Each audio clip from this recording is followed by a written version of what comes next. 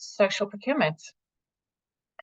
To start off, as we gather online here today, I am calling in from Glenelg in South Australia, and I want to acknowledge the Kaurna people as the traditional custodians of the land on which I stand. I pay my respects to their elders, past, present, and acknowledge their deep and enduring connection to this land.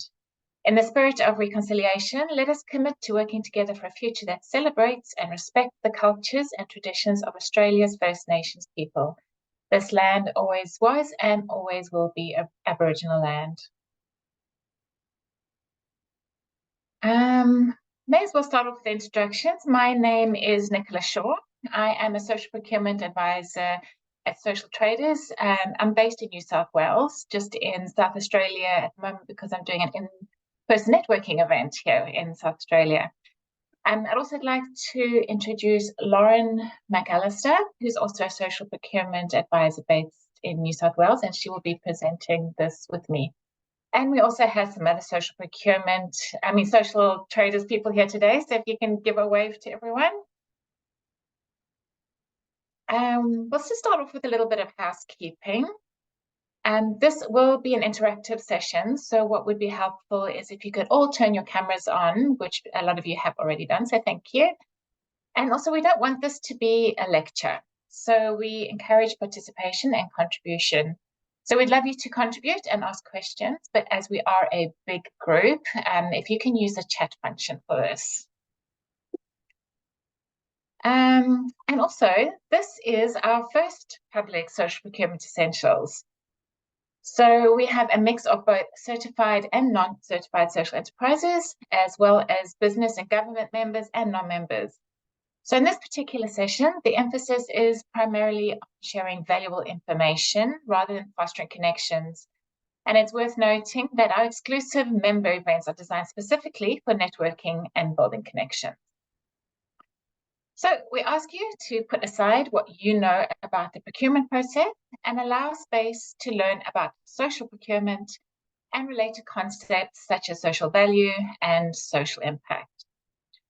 This session will be co-facilitated, but this, of course, is not about us facilitators, it's about you. Right, and this is what we're going to be covering today, giving you the why, what, and a high-level how to do social procurement. And if you have any questions after the session, please don't hesitate to reach out to your social traders contact. Today we're going to be covering these key learning objectives, the stakeholders and concepts, so talking about social procurement, and we are having a guest speaker from someone running a certified social enterprise.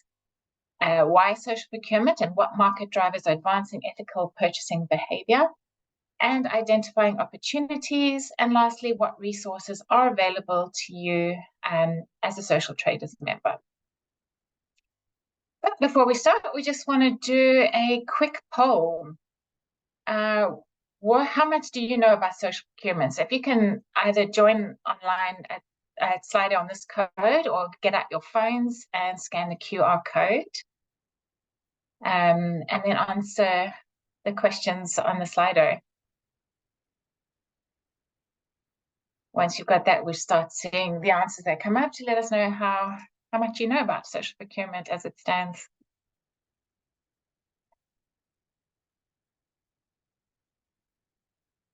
We've got some questions coming in, some answers rather.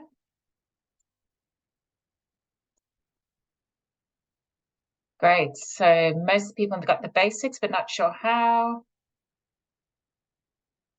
You, not much, that's why I came along. Ready working with social enterprises, but keen to do more, that's great.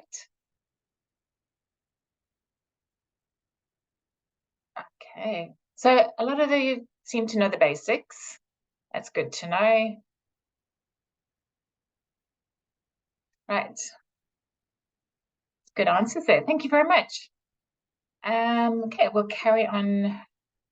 Here we go.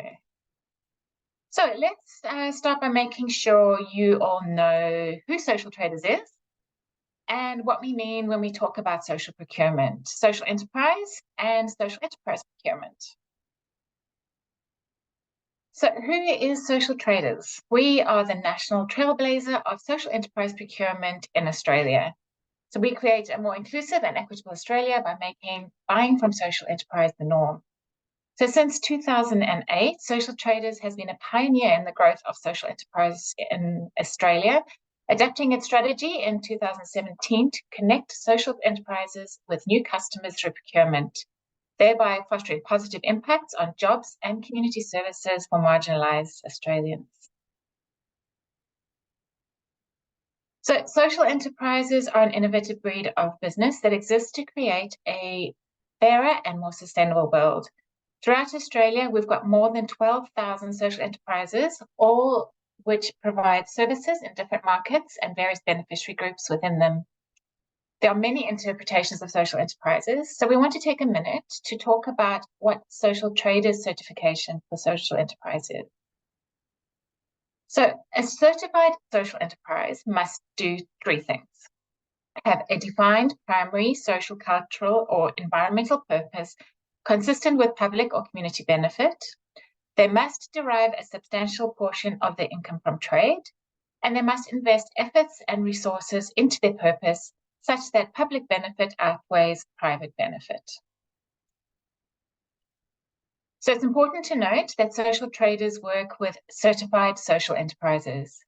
Because we certify based on purpose and why the organization was founded, it means that we can certify a whole range of legal structures, from not-for-profit and for-profit social enterprises. Going from our latest PACE report, we have certified 15 different legal structures of social enterprises, all creating positive and social impact, and the range of business is diverse and growing. For our social enterprises to be certified, they must provide us three things. Firstly, their legal documents to prove that there is a defined primary social or environmental purpose consistent with public or community benefit. They must provide their financial statements to show that they derive a substantial portion of their income from trade, and also their impact costs. So what is the reinvestment of efforts and resources into their purpose such that community benefit outweighs private benefit? Social traders have a decade of experience and industry knowledge to do this and are in constant conversation with their global counterparts, such as Social Enterprise UK, Social Enterprise Canada, and Akina in New Zealand to develop best practice. This framework was created with EY and Mint Ellison. So you see, it's pretty simple. If we tell you that they are a certified social enterprise, the rest of procurement stays the same. So further to that, these are our three models of impact, and we typically see our certified social enterprises fall into one of these three categories. And here I'll share some examples. So the first is employment and training. So providing opportunities for people experiencing barriers to employment. This model makes up about 65 to 70% of the market. An example of this model is an organization here called YouthWork. They are a creative agency that delivers training and employment to marginalized youth at risk of homelessness. The second we have here is community need. So these are businesses that provide goods and services not currently made by the market. So for this model, we can look at St. John's Ambulance, you may be familiar with. And they use the proceeds of their commercial activities to allow them to fund community programs, which is free first aid at community events. And then the third is profit redistribution, where a business donates a minimum of 50% of its profits to a charitable purpose. A popular example you see here is Who Gives a Crap Toilet Paper, which you may have seen online or in supermarkets. They donate 50% of their profits to charity partners that help build toilets and improving sanitation in developing countries. So some certified social enterprises may meet two or all three of these criteria, but this is typically the impact models that we group them by. They can have outcomes in multiple areas, and we do get them to prioritize their primary purpose and beneficiary, as this makes it easier to measure impact, and which in turn helps our buyers to determine their impact. So let's dive into Social Traders and our core mission and our role as a connector, which involves around these three key objectives. So starting from the left here, we enable business and government to create a positive social impact by embedding social enterprise into your supply chain. We do this with a wide range of service offerings and one-to-one tailored support programs. We certify and strengthen social enterprises. Note that we are the only certifier of social enterprise in Australia. Certification is extremely important, ensuring that our business members are working with legitimate social beneficiary suppliers, and our certification team does this by a range of measures. And lastly, we advocate for government policy to support social enterprise procurement and development. We do this federally and at a state level and at local government too. Currently, Victoria leads the way in social procurement with the established framework, but we have a lot of work happening in other states via our state leads too. We have 14 years experience working with social enterprises and supporting a sustainable social enterprise sector. And this is why we're here, to leverage your business spend towards certified social enterprises, building a more equitable and fair Australia. So, what is social procurement? We like to describe social procurement as people-centered procurement. Social procurement is using your purchasing power to achieve social outcomes by the procurement of goods and services by social enterprise, Aboriginal business, or disability enterprise. So what we're talking about here is the thoughtful consideration of what you purchase and how you go about making those purchases. It encourages a deliberate approach to procurement decisions with an emphasis on the broader social impact. In working with social enterprises, we see the power in social procurement. This approach not only has the capacity to transform lives of individuals struggling with employment barriers, but also represents a vital pathway for tackling social and environmental issues. Government policy and legislation are particularly important in advocating and pushing for social procurement, and organizations are really starting to see the benefit of social procurement. They're not just strengthening their supply chains, but they can now track and share the positive impact that they make in communities. So there are a number of ways that businesses are procuring for good and employ various methods for sourcing goods and services. Some give preference to procuring from Indigenous business and certified social enterprises, while others support B Corp or women-owned businesses. Additionally, some organizations opt for disability enterprises, but each entity determines and emphasizes its unique, diverse priority areas. There are intermediaries like social traders for each of these types of social suppliers, and your company is likely working with Supply Nation or Kinaway in Victoria for your Indigenous business. Social traders with 12 years of experience supporting social enterprise sector specialize in social enterprise procurement. So this is where social traders comes in. You are probably familiar with the E and G aspects of ESG, focusing on the environment and governance. But what about the S, the social? The real competitive edge lies within the S because it's all about people. Perhaps you're not aware, but there exists a thriving sector that has tried and tested the S in business on a global scale for many decades. These are social enterprises, and we're here to show you how to emulate their successful S in the business models. So let's start by discussing why ESG is crucial. It's no longer a trend, it's the new norm, and it's a driving force between gaining a competitive advantage. Businesses are at a pivotal moment where the conversation is shifting from why ethical and sustainable business to how we can make it happen. ESG outcomes are now expected by investors, employees, customers, and regulatory authorities are following suit. Not so long ago, 180 of the world's biggest companies overturned 3 decades of orthodoxy to pledge that their firm's purpose was no longer to serve their owners alone, but customers, suppliers, and communities too. KPMG found that more than half of the CEOs have shifted away from profit maximization to a purpose-driven approach. 1 in 5 CEOs now say that is their primary objective. McKinsey showed that 90% of S&P 500 companies now publish ESG reports. They also found that social-related shareholder proposals rose 37% in 2021. And PwC has highlighted those not prioritizing the S are being scrutinized and left behind. So while the E, the environmental, and the G, governance components, are widely recognized and understood, the S, the social, is frequently disregarded, which is a significant oversight made by business leaders.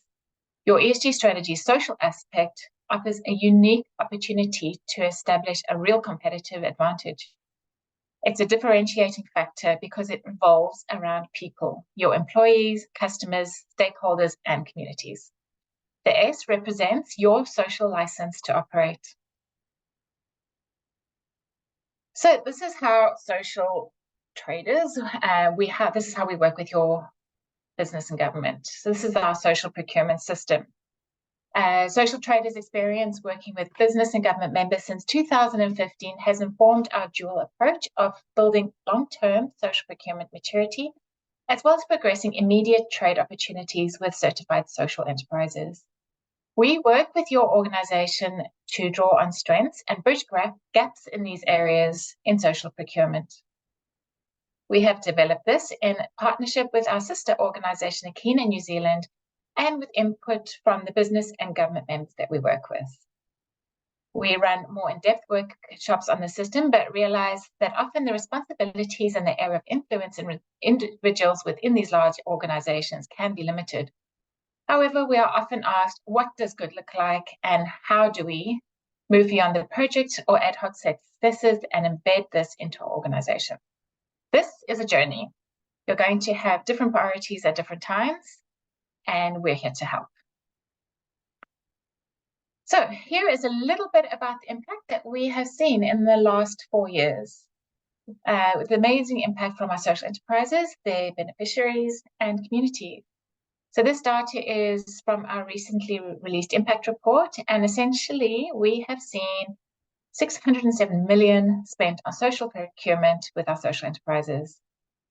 This has created 3,730 job hours supported, over 1,500 individual employment pathways created, 689,000 hours of training, 43.5 million invested in community services, 8.4 million donated to charities, and 16,000 tons of waste being diverted from landfill.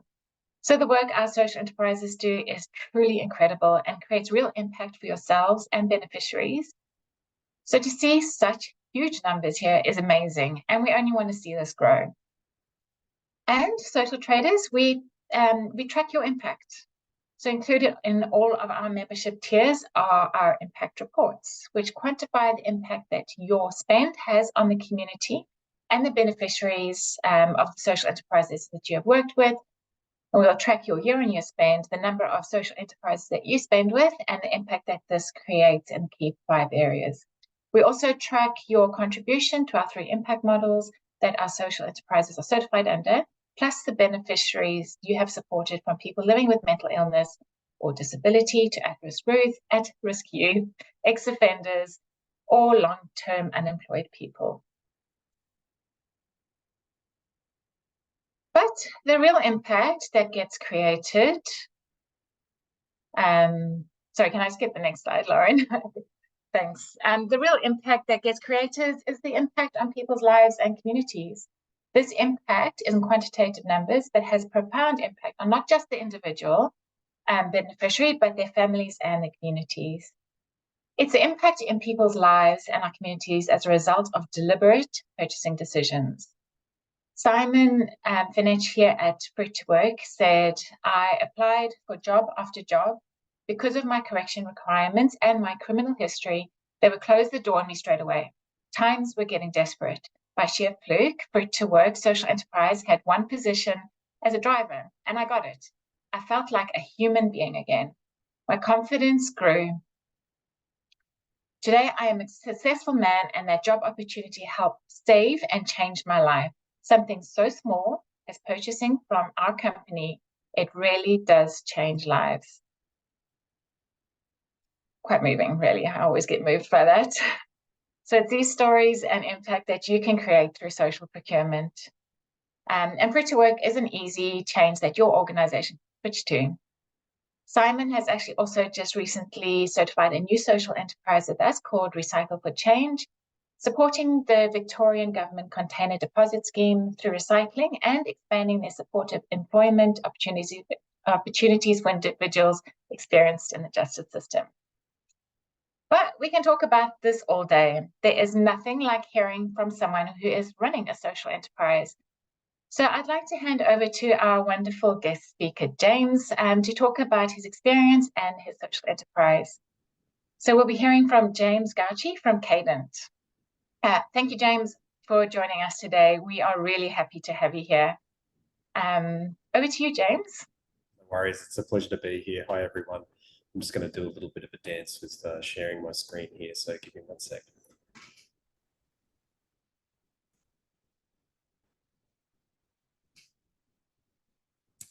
Okay, so just before I start, I'd like to pay my respect to the Turrbal and Yagara people here in the engine. My name is James Gauci, and I'm pleased to introduce you to Cadent, our ethical technology studio and certified social enterprise. And we're on a mission to align technology to humanity. Digital technologies, I'm sure I don't need to tell you, are more divisive now than ever before. And in my 15-year career, I've seen how deeply and indiscriminately negative unintended consequences of technology have impacted society at a global scale, from Cambridge Analytica to Robodead. And I mean, even the Optus outage last week demonstrated again how critical digital technologies are to our society. And added to that, we're facing a coming wave of technology-fueled innovation, courtesy of ChatGPT and other generative AIs, that will present risks to all aspects of our life and work, particularly for the most vulnerable members of our society. Now, this might not sound like an opportunity yet, but it is in there. I believe it's an opportunity for everyone in this room as socially minded and proactive individuals and organisations to stand up in the name of humanity and society. Over the past 2 years, I've assembled a group of experienced ethical technologists who are united in the belief that to maximise the benefits and eliminate the drawbacks, digital and technology work can and must be done to a higher ethical standard. And I've learned this leading digital and technology teams doing work for the federal government, the Queensland state government, and technology companies around the world. And our Brisbane-based team has a depth and breadth of experience ranging from tech startups to Fortune 100 companies worldwide. So we respond to opportunities to build moderate to highly complex websites, internal systems, SaaS platforms, mobile apps, basically any full stack solution end to end for anybody who is across the lingo, where we consider ourselves skilled engineers of digital products like those that are inclusive, accessible, secure, and uphold people's digital rights. So there are a couple of ways that we make our impact. The social traders team pointed out the 3 kind of structured methods that they consider to make impact. We use option 2 and option 3. So we provide access to services, and we also redistribute profits. In access to services, all our solutions are ethical, inclusive, and secure by design. Our accessible interfaces have been used by hundreds of thousands of people in just the last year, and our security stance upholds individual digital rights and privacy by default. And we've assembled a range of tools and techniques that allow us to do all of this for a fraction of the cost you'd expect from a comparable supplier. So the second part is the redistribution of profits. So we reinvest our profits towards our mission. To date, we've donated more than $130,000 of pro bono hours to ethically aligned charities and organisations. And we're only 2 years old, by the way, and $25,000 donated to AI safety research and standards development. I basically got asked to tell you how we get work, and we've only gotten business one way to date, and that's through word of mouth. But we intend on responding to any request for proposal that matches our skill set. Our first clients in 2021 were the federal government's PALM scheme. We've been working with them for 2 years and developed a public-facing labour marketplace and compliance portal for them. We did some work with CalAC last year as well. The Western Australian government funded our work to develop a secure social sharing app for secret and sacred traditional knowledge, which was an awesome project. Incredibly exciting to work on that one and co-design that with community. 40 language groups are covered. More recently, we refurbished and modernized Q Music's Big Sound Festival app. We integrated it with their existing systems and brought it up to accessibility standards. And as a bit of a footnote, a bit of context as well, prior to founding Cadent, I worked for 3 years leading the digital team for PBQ, or Personalised Plates Queensland. And there we were able to achieve record efficiency rates for digital costs and record customer satisfaction for the digital platform. So what's coming next? Over the next couple of months, we'll be doing some prototyping with new OpenAI GPT agents and some open source models. So we're taking our brave first steps into artificial intelligence. It's something that I've had a passion about the ethics of for some time, but actual practical development, we just want to make sure we're doing it right. We've been helping a property industry media company cut costs and support growth. Some of you may know the Urban Developer. And we're starting work on some tools to support ethical AI development so that we can take those first steps confidently. So in summary, we give you everything a standard digital and technology or software studio might provide you, but much more.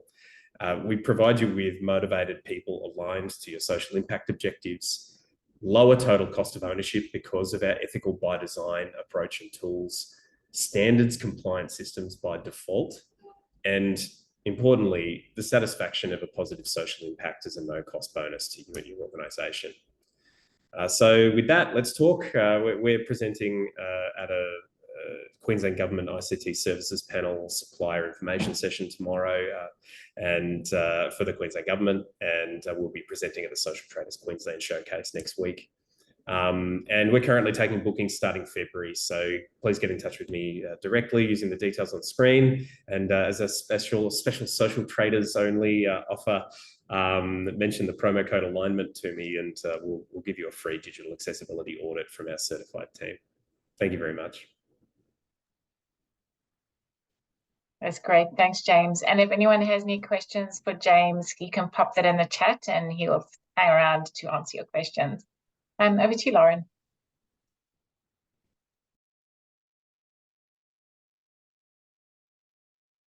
Thank you, James, for sharing. You have a really great way of explaining how profit and purpose can come together.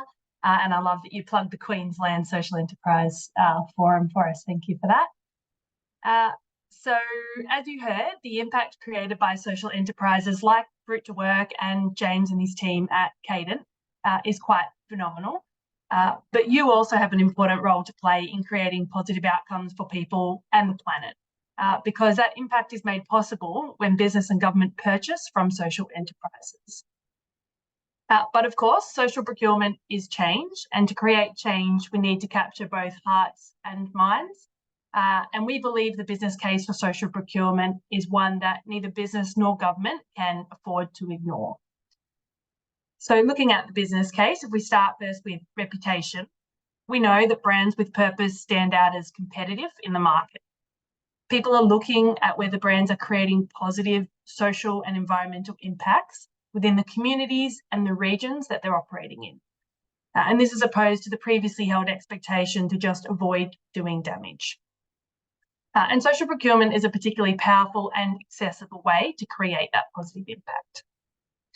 On profitability, demonstrating commitment to social outcomes can give your organisation a competitive edge in tendering processes. A lot of our members join us because it's an expectation of their clients, and those members were losing work because they weren't able to demonstrate social outcomes. In the Victorian context, we have the social procurement framework in place, and businesses that want to work with government must demonstrate this commitment to even be considered for contracts. And there's a purpose filter. So investors, customers, citizens are making decisions with that filter for purpose. And as we heard from Nick, ESG factors are playing an increasing role in investment decisions. So as an example, BlackRock, the global asset management firm, has been writing its infamous letters to CEOs for about 5 or 6 years now. asking what they're doing about ESG. And more recently, BlackRock announced that they will no longer invest in businesses that are in the fossil fuel sector, as it doesn't align with their vision for a sustainable future. Thinking about the benefits to your risk profile, in the last couple of years, we've seen organisations who have typically had one or two larger suppliers realise not only the risk mitigation, but the strength in diverse supply chains. We've also seen an increased interest in onshoring and local employment for those same reasons. And businesses are recognising that working with social enterprises is an answer to local procurement and local employment. And of course, people. We all know that attracting and retaining talent is tough, particularly right now. And it comes down to how do you make your organisation a place where people want to stay and where they can do good work. So research from Deloitte tells us that those who are satisfied with their employer's social and environmental impacts and their efforts to create a diverse and inclusive are more likely to stay with their employer for more than 5 years. And we also know that nearly half of Gen Zs and millennials in senior positions have rejected a job or assignment based on a misalignment with that opportunity and their personal ethics. So let's have a look now at the evolution of state and federal government support for social enterprise and for social procurement. So while social enterprises have been around in many forms for decades, government interest has only really emerged relatively recently. We can see over the last 8 years alone, this mounting attention and support for social enterprise and social procurement as a really critical lever in creating a fairer and more inclusive society. Starting on the left there in 2015 with the federal Indigenous procurement policy, that really was step change for organisations wanting to work with federal government, and it saw the inclusion of Indigenous businesses into those supply chains. And so that's where Supply Nation came in, recognising that Indigenous-owned businesses will generally employ more Indigenous people, and then those benefits flow into community. In 2017, the Victorian government introduced Australia's first social enterprise strategy aimed to strengthen the social enterprise sector. And then the following year, they released a framework, including a 3% social procurement target on all infrastructure projects. So what our members are saying now is that 3% is really a ticket to ride, but that you do have to demonstrate more than 3% social procurement spend to be competitive in that tendering process, and really 5% is becoming the benchmark. So if we move up the East Coast, and in 2020, the New South Wales government amended their procurement guidelines to encourage purchasing from social enterprises. And later that same year, the Queensland government social enterprise strategy saw an $8 million investment into the sector. And that strategy recognises social traders certification, as well as the power that social procurement can play in creating opportunities for disadvantaged Queenslanders. And in September this year, the federal government released its third ever white paper, employment white paper, that is. So to give you a sense of the significance of that, there was one in 1945, post-World War II, one in 1944, post-recession, and then this year, post-COVID. And there is an entire section in this employment white paper dedicated to backing social enterprise to provide more employment and training opportunities for Australians facing disadvantage. So this paper really signals government's priorities, and it makes a commitment to support the growth of the social enterprise sector beyond the initiatives that are already underway. And while the white paper doesn't get into the tangible actions that government will take, it does set the scene for all of our advocacy asks over the next couple of years. So we're pretty excited because we've never seen anything like this at the Commonwealth level in social traders' history. Now, in line with this evolution of government support, the procurement profession is also evolving as businesses realising the strategic role that procurement can play in generating long-term social value. So Malcolm Harrison, former CEO at CIPS, the Chartered Institute for Procurement and Supply, he stressed the importance of people, profit and planet to the public, to customers, to stakeholders and employers. He says that anyone working in the procurement profession needs to be aware of these issues, and that for any organisation, behaving ethically is about reputation. It makes good business sense. Suppliers will want to work with you, and you will attract the right talent to work for you. And we see this sentiment reflected by professionals in the procurement profession as well. So in the State of Social Procurement survey in 2021, 88% of respondents recognised that COVID had either increased or had no impact on commitment to social procurement. And 78% said that social procurement improved their reputation and gave them a competitive edge. We also see this increasing commitment to social procurement targets as a signal of a shift from a nice to do to social procurement as a strategic business focus. And earlier this year, our Social Traders Trends and Insights report, which includes feedback from our then 130 odd business and government members, showed that 63% of respondents now have either public or internal social procurement targets, with a further 15% currently developing targets. And we also see customer expectations and reputation increasingly identified as that motivation for setting those social procurement targets. So we've talked about the business case for social procurement, the evolution of government policy and support, and how the profession is shifting towards creating social value. But what does all of this mean? Put simply, buying from social enterprises is really catching on. 86% of respondents from the survey I mentioned agree that social procurement will grow because governments and customers expect it. And at Social Traders, we have a vision to unlock $5.5 billion in demand from social enterprises by 2030. So we have big aspirations for the sector, and we want to be working with organisations like you to help you realise the value of social procurement for your organisation and for the communities that you work in. So what's possible? Well, in financial year 21, John Holland invested $12.7 million with nearly 60 certified social enterprises. And we've been working with John Holland since 2016, and it's been really wonderful to see that growth in spend and ongoing commitment to social procurement. So social procurement, it's a good idea, but where do you start, and how can Social Traders start help?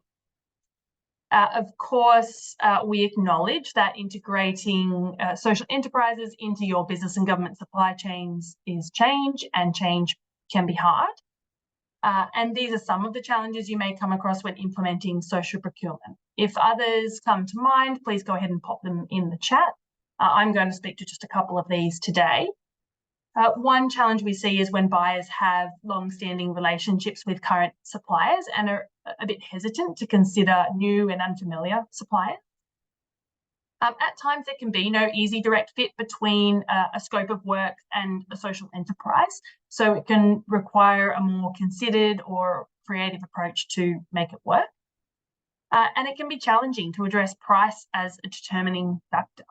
One of the biggest things we talk about is how can we shift that discourse from price to value creation in that decision-making process.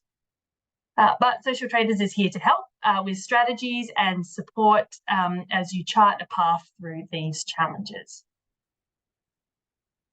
One way to approach this change is, rather than focusing on challenges or barriers, we encourage you to flip it and instead consider opportunities and your points of leverage.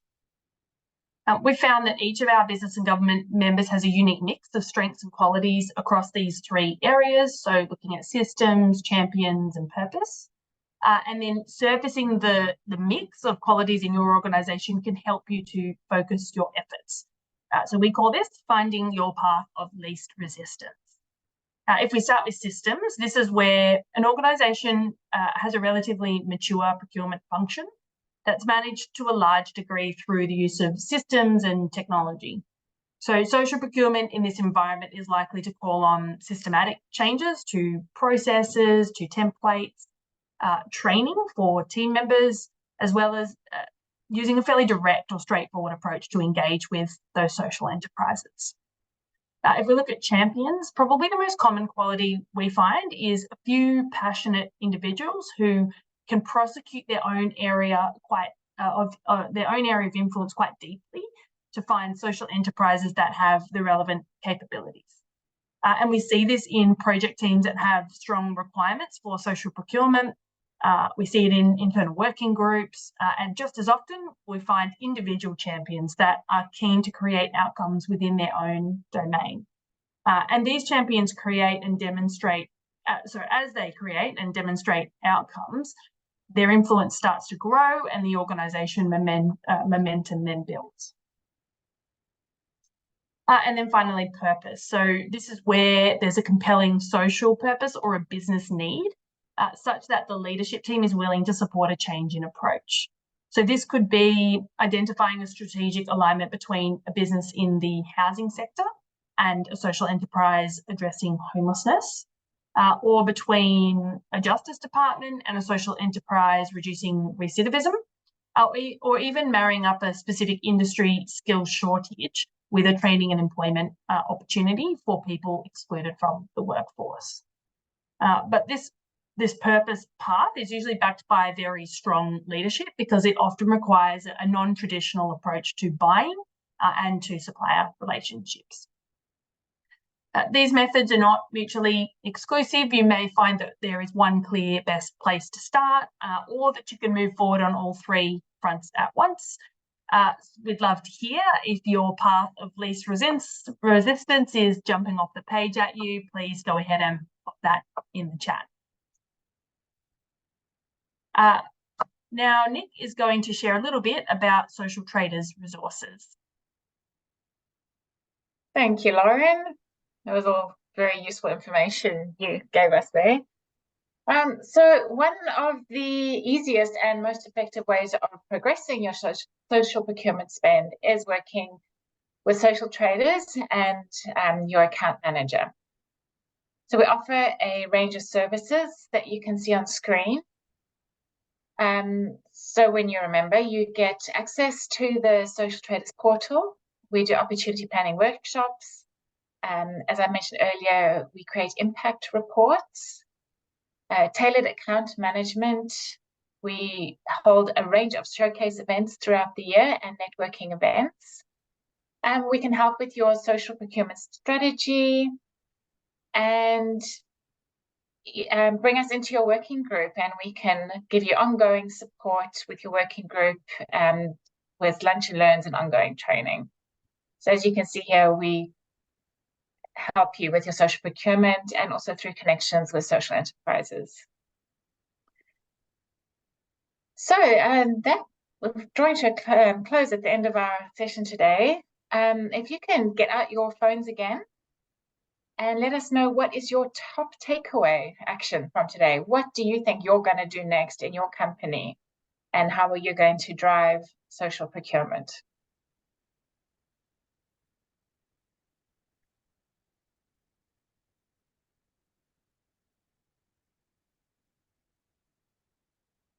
Right, I'm going to start getting those answers in soon. I'm not sure if these are going to come up on screen. There we go. Thank you. Bye. Yes. Find the champions. Thank you. Yes, absolutely.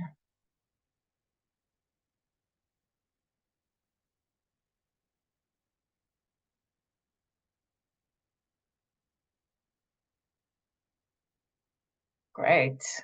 Start the journey. I love that. Yes, it is a journey and you've got to start somewhere.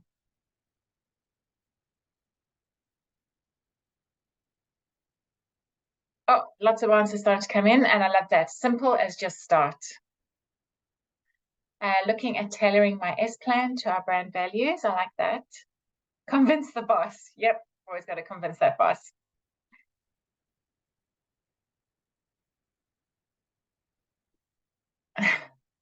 Consider a social procurement policy. Yes, that's right. We are looking to try and embed that into one of our services, as helping with your social procurement policy. Identify and start working on it. These are all great starts. Thank you very much. I am aware that we have taken up a lot of your time. I hope you have found this session useful. We have a couple of minutes if anybody wants to ask any questions in the chat. But other than that, if you're not a member with us, please scan this QR code here and have a chat with Rafe, and he will talk to you more about becoming a member with Social Traders. Rafe, did you want to say anything while we're here? I've spoken to most of the people on the call. Hopefully that was a great refresher of what we've spoken about and a chance to see what the team looks like and the services that we provide. So yeah, thank you again, Nick and Lauren, and also to James. A great overview of the diversity of, that's one of our 540 social enterprises. So thank you very much for bringing a different angle into the arena to show us what social enterprises are capable of. It's been a great investment of 46 minutes for me, and hopefully it was for others too. Yeah, thanks, Rafe. Yeah, we managed to get this under 50 minutes as promised, so we can give you a few more minutes back in your day. But yeah, thank you so much for joining us and our first public social procurement essentials. It's been great having you here and seeing all your faces. And yeah, get in contact with us, please. Last call for questions for James in the chat there. You're welcome to come off mute if you have one.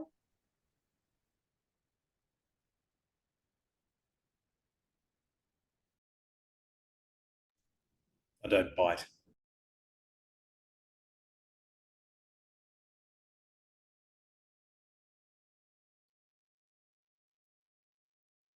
If not, I think we'll call that a day. So thanks so much for joining.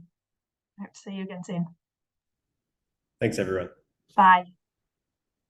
Thanks very much for joining. Bye.